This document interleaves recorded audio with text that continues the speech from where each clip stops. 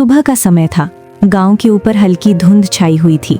सूरज जैसे आलस में हो धीरे धीरे बादलों के पीछे से झांक रहा था। तालाब के किनारे लगे पीपल के पेड़ से ओस की बूंदें टपक रही थी। मिट्टी की सौंधी खुशबू हवा में घुली हुई थी। तालाब के पास एक छोटे से कच्चे घर के बाहर नीली बतख ठंडी हवा में कांप रही थी। उसकी नाक लाल हो चुकी थी, आंखों में हल्की जलन थी और वो बार बार छींक रही थी, छी छी। लेकिन फिर भी उसके हाथ रुके नहीं थे। वो मिट्टी के चूल्हे में लकड़ियां सुलगा रही थी। नीली, आराम कर ले, तबीयत ठीक नहीं लग रही। पास ही खड़ा टीकू बतख बोला, जिसकी आवाज में चिंता साफ झलक रही थी। नीली हल्का मुस्कुराई। अगर मैं आराम कर लूं तो चूल्हा कौन जलाएगा? तुम तो बस खेत और काम में लगे रहते हो। टीकू चुप हो गया। उसकी आंखों में बेबसी थी। घर में न दवा थी न पैसे, बस एक दूसरे का साथ था। नीली ने आंचल से अपनी नाक पोंछी और चूल्हे में फूंक मारकर आग तेज की। धुआं उसकी आंखों में भर गया और वो फिर से खांसने लगी। फिर भी उसने रोटी बेलनी शुरू कर दी। खाना बनाने के बाद नीली वही थाली लेकर तालाब के किनारे बैठ गई। ठंडी हवा पानी को और ठंडा कर रही थी, लेकिन नीली ने बिना सोचे अपने हाथ पानी में डाल दिए और बर्तन धोने लगी। हर छींटे के साथ उसका शरीर कांप जाता। हे भगवान, ये सर्दी भी ना। लेकिन उसकी आवाज में शिकायत नहीं थी, बस थकान थी। उसी समय आसमान से एक आवाज आई, अरे नीली, आज भी काम कर रही हो? वो थी चिलू चील। चिलू गांव की सबसे तेज उड़ने वाली चील थी। वो ऊपर से सब कुछ देखती रहती थी। नीली ने ऊपर देखा। क्या करे चिलू दीदी, काम तो करना ही पड़ता है। चिलू नीचे आई और पास के पेड़ पर बैठ गई। उसने नीली को ध्यान से देखा।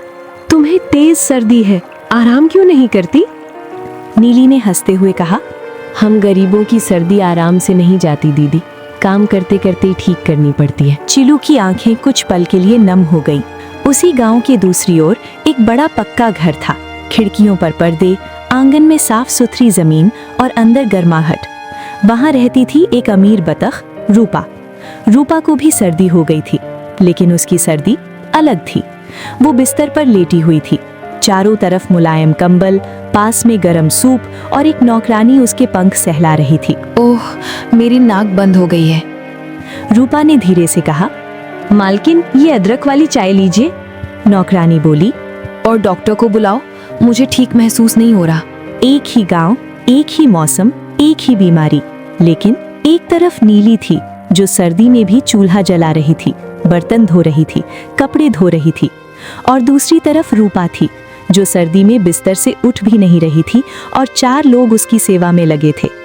शाम को टीकू खेत से लौटा। उसने देखा नीली अब भी काम में लगी है। तुमने आराम नहीं किया? उसने गुस्से और चिंता में पूछा। नीली ने धीरे से कहा, घर भी तो संभालना है। टीकू की आंखें भर आईं। काश मैं तुम्हें भी वो सब दे पाता जो उस बड़े घर में है। नीली ने उसका हाथ पकड़ लिया। मुझे कुछ नहीं चाहिए टीकू, बस तुम साथ रहो। उस रात चिलू पेड़ पर बैठी सब सोच रही थी, क्या सच में गरीबी इतनी बड़ी होती है कि पक्षी बीमार भी नहीं हो सकता? उसने तय किया, मैं कुछ करूंगी। सुबह होते ही चिल्लू उड़कर उस अमीर घर में गई। वहां उसने देखा रूपा अब भी बिस्तर पर थी। चिल्लू ने सोचा, यहाँ सब कुछ है, लेकिन शायद यहाँ किसी को नीली की कहानी पता नहीं। उस रात ठंड कुछ ज्यादा ही बढ़ गई थी। हवा इतनी ठंडी थी कि पेड़ों के पत्ते भी कांप रहे थे। आसमान साफ था, लेकिन चांद की रोशनी में भी एक अजीब सी ठंडक थी। नीली बतख ने जैसे तैसे खाना बना लिया था, लेकिन अब उसका शरीर जवाब देने लगा था। वो खाट पर बैठी थी, लेकिन उसकी सांसें तेज चल रही थीं। टीकू बतख ने घबराकर उसका माथा छुआ। अरे, तुम्हें तो बुखार भी है। नीली ने आंखें बंद करते हुए कहा, कुछ नहीं, बस हल्की सी सर्दी है। लेकिन ये हल्की अब भारी हो चुकी थी। टीकू की बेचैनी। टीकू पूरी रात सो नहीं पाया। उसने घर के कोने कोने में झांका, शायद कोई दवा मिल जाए, कोई जड़ी बूटी, कुछ भी। लेकिन वहाँ कुछ नहीं था, सिर्फ मिट्टी का चूल्हा, कुछ बर्तन और टूटी हुई उम्मीदें। उसकी आंखों में आंसू आ गए। मैं कैसा पति हूँ, अपनी पत्नी की सर्दी भी ठीक नहीं कर पा रहा। उसी समय बाहर से पंखों की आवाज आई, फड़फड़। वो चिल्लू चील थी। चिल्लू धीरे से अंदर आई और बोली, टीकू, घबराओ मत, मैंने सब देख लिया है। टीकू ने उम्मीद भरी नजरों से उसकी तरफ देखा। कुछ करो चीलू दीदी, नीली की हालत ठीक नहीं है। चिल्लू ने गहरी सांस ली। मैं आज इस गांव को दिखाऊंगी कि सर्दी सिर्फ अमीरों को नहीं होती और गरीबों को भी आराम का हक है। सुबह होते ही चिल्लू उड़कर उस बड़े घर में पहुंची। रूपा अभी भी बिस्तर पर थी। मालकिन, आज आपको क्या चाहिए? नौकरानी ने पूछा। बस कोई मुझे परेशान न करे, मेरी तबीयत बहुत खराब है। चिल्लू ने ये सब सुना और एकदम से अंदर आ गई। रूपा! सब चौंक गए। रूपा ने हल्के गुस्से में कहा, ये चील यहाँ कैसे? तुम यहाँ क्यों आई हो? चिल्लू ने सीधा जवाब दिया, तुम्हें अपनी सर्दी बहुत बड़ी लगती है ना? चलो आज तुम्हें असली सर्दी दिखाती हूँ। पहले तो रूपा ने मना किया, मैं कहीं नहीं जाऊंगी। लेकिन चीलू ने जिद की और आखिरकार रूपा को मजबूर होकर उसके साथ चलना पड़ा। जैसे ही वे दोनों नीली के घर पहुंचे, रूपा रुक गई।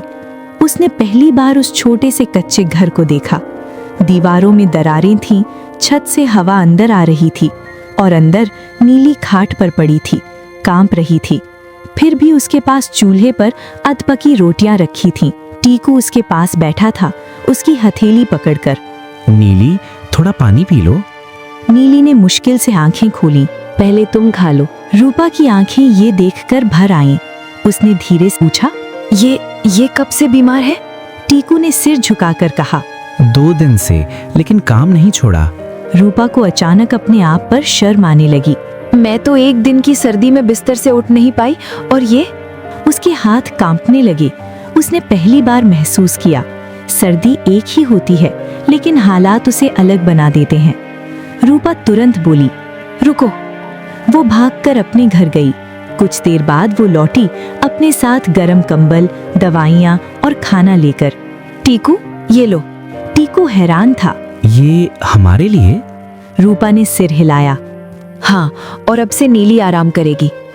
उस दिन के बाद गांव में बहुत कुछ बदल गया। अब समझ आया सर्दी का असली मतलब। कुछ दिनों बाद नीली धीरे धीरे ठीक होने लगी। एक दिन उसने रूपा का हाथ पकड़कर कहा, तुमने जो किया वो कोई अपना भी नहीं करता। रूपा की आंखों से आंसू गिर पड़े। मुझे माफ कर दो, मैं कभी समझ ही नहीं पाई। गांव में अब एक नई परंपरा शुरू हो गई थी। कोई भी बीमार होता तो पूरा गांव उसकी मदद करता। टीकू, नीली और रूपा अब सिर्फ पड़ोसी नहीं थे, एक परिवार बन चुके थे। और चिलू, वो अब भी आसमान में उड़ती थी, लेकिन अब उसे नीचे देखने पर सुकून मिलता था। गांव अब पहले जैसा नहीं रहा था। हवा वही थी, तालाब वही था, मिट्टी की खुशबू भी वही थी, लेकिन लोगों के दिल बदल चुके थे। जहां पहले हर कोई अपने अपने काम में लगा रहता था, अब कोई भी किसी को अकेला नहीं छोड़ता था। और इस बदलाव की वजह थी नीली की सर्दी। सुबह की हल्की धूप खिड़की से अंदर आ रही थी। नीली खाट पर लेटी थी, लेकिन इस बार उसके चेहरे पर हल्की मुस्कान थी। पास ही रूपा बैठी थी, उसके लिए अदरक की चाय बना रही थी। लो, धीरे धीरे पीना, रूपा ने प्यार से कहा। नीली ने कप पकड़ते हुए कहा, अब तो मुझे शर्म आती है, तुम मेरी इतनी सेवा कर रही हो। रूपा हल्के से मुस्कुराई। शर्म मुझे आनी चाहिए, मैंने जिंदगी में पहली बार किसी का दर्द समझा है। टीकू बतख बाहर आंगन में बैठा था। उसके सामने मिट्टी का चूल्हा था, लेकिन आज वो अकेला नहीं था। गांव के 2-3 और पक्षी उसके साथ बैठे थे। आज खाना हम सब मिलकर बनाएंगे। टीकू हैरान था। तुम लोग? अरे, अब हम सब एक हैं। दूसरे ने हंसते हुए कहा। टीकू की आंखों में चमक आ गई। उसने सोचा, शायद गरीबी अब उतनी भारी नहीं रही। पेड़ के ऊपर बैठी चिल्लू चील सब देख रही थी, लेकिन इस बार उसके चेहरे पर पूरी मुस्कान नहीं थी। वो सोच रही थी, आज तो सब ठीक है, लेकिन क्या ये बदलाव हमेशा रहेगा? उसे डर था कि कहीं ये सब सिर्फ कुछ दिनों की बात न हो। उसी शाम मौसम अचानक बदल गया। तेज हवा चलने लगी, बादल घिराए और फिर मूसलाधार बारिश शुरू हो गई। गांव में हड़कंप मच गया। कच्चे घरों में पानी घुसने लगा। नीली और टीकू का घर भी इससे अछूता नहीं था। छत से पानी टपकने लगा, टप टप टप। टीकू, पानी अंदर आ रहा है। नीली घबराकर बोली। टीकू तुरंत उठ खड़ा हुआ, लेकिन वो अकेला क्या करता। तभी दरवाजा पर आवाज आई। हम आ गए। वो रूपा थी और उसके साथ गांव के कई पक्षी। जल्दी छत को ढकना होगा, रूपा ने कहा। सबने मिलकर पत्ते, कपड़े और लकड़ियां लाकर छत को ढकना शुरू किया। बारिश तेज थी, लेकिन उनकी एकता उससे भी ज्यादा मजबूत थी। काम करते करते अचानक नीली फिसल गई।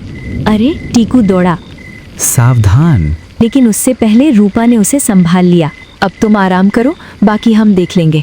नीली ने उसकी आंखों में देखा और पहली बार उसे सिर्फ एक अमीर पड़ोसी नहीं, एक सच्ची बहन दिखी। ऊपर से चिलू ये सब देख रही थी। इस बार उसके चेहरे पर सुकून था। नहीं, ये बदलाव असली है। उसने राहत की सांस ली। अगली सुबह बारिश थम चुकी थी। सूरज फिर से निकला था। गांव में हल्की हल्की चमक थी। नीली का घर थोड़ा टूटा था, लेकिन रिश्ते और भी मजबूत हो चुके थे।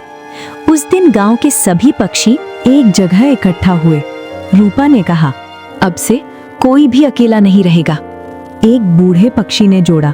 और हर घर हर किसी का घर होगा। सबने एक साथ कहा। उस रात टीकू और नीली अपने आंगन में बैठे थे। आसमान साफ था, तारे चमक रहे थे। टीकू ने धीरे से कहा, नीली, मैंने कभी सोचा नहीं था कि हमारी सर्दी इतना बड़ा बदलाव लाएगी। नीली मुस्कुराई। कभी कभी छोटी तकलीफ बड़ी सीख बन जाती है। अब गांव में न अमीर था न गरीब, बस लोग थे और उनके बीच प्यार था। और जब अगली बार किसी को सर्दी हुई तो वो अकेला नहीं था। अब सर्दी धीरे धीरे विदा ले रही थी। गांव में हल्की गर्माहट लौट आई थी। पेड़ों पर नई कोपलें आने लगी थीं और तालाब का पानी भी अब इतना ठंडा नहीं लगता था। लेकिन उस सर्दी की याद अब भी हर दिल में बसी हुई थी। उस दिन गांव में एक खास हलचल थी। आंगन साफ किए जा रहे थे, चूल्हों पर कुछ खास पक रहा था और हर कोई किसी न किसी काम में व्यस्त था। टीकू बतख ने पूछा, आज सब इतने खुश क्यों हैं? पास खड़ी एक चिड़िया मुस्कुराई। आज हम सब मिलकर एकता का दिन मना रहे हैं। टीकू ने हैरानी से कहा। एकता का दिन? ऊपर से उड़ती हुई चीलू चील नीचे आई और बोली, हाँ टीकू, ये दिन हमने इसलिए रखा है ताकि हम कभी भूल ना जाए कि हम एक दूसरे के बिना अधूरे हैं। नीली भी अब पूरी तरह ठीक हो चुकी थी। वो पास आई और बोली, और ये सब तुम्हारी वजह से हुआ है चीलू दीदी। चीलू हल्के से हंसी। नहीं, ये सब तुम्हारी सर्दी की वजह से हुआ है। आंगन में बड़ा सा मिट्टी को चूल्हा बनाया गया था। इस बार सिर्फ नीली नहीं, पूरा गांव खाना बना रहा था। कोई लकड़ी ला रहा था, कोई आटा गूंद रहा था, कोई सब्जी काट रहा था। रूपा भी वहां थी। उसने पहली बार अपने हाथों से रोटी बनाई। रोटी थोड़ी टेढ़ी थी, सब हंस पड़े। अरे, ये तो गोल ही नहीं बनी। एक पक्षी बोला। रूपा ने हंसते हुए कहा, सीख जाऊंगी, बस थोड़ा समय दो। नीली ने प्यार से कहा, दिल से बनाई है, यही काफी है। खाना बनने के बाद सब तालाब के किनारे बैठ गए। वही तालाब जहाँ कभी नीली ठंड में कांपते हुए बर्तन धोती थी, आज वही जगह हंसी और खुशियों से भर गई थी। नीली ने धीरे से कहा, याद है मैं यहीं बैठकर बर्तन धोती थी? टीकू ने उसका हाथ पकड़ लिया। और मैं दूर से देखता रहता था, कुछ कर नहीं पाता था। रूपा ने सिर झुका लिया। और मैं अपने घर में लेटी रहती थी। कुछ पल के लिए सब चुप हो गए।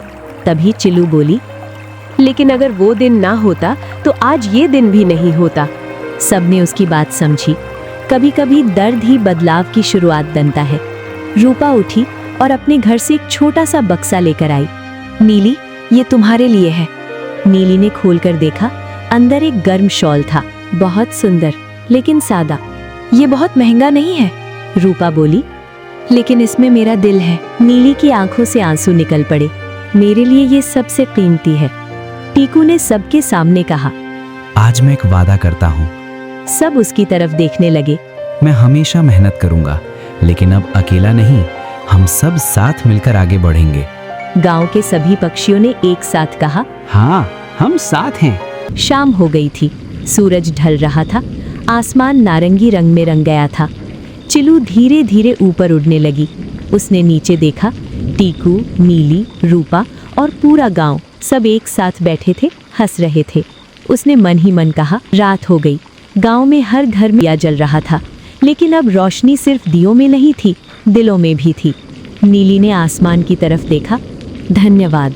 उसे नहीं पता था किसे, शायद उस सर्दी को या उस दर्द को जिसने सब कुछ बदल दिया।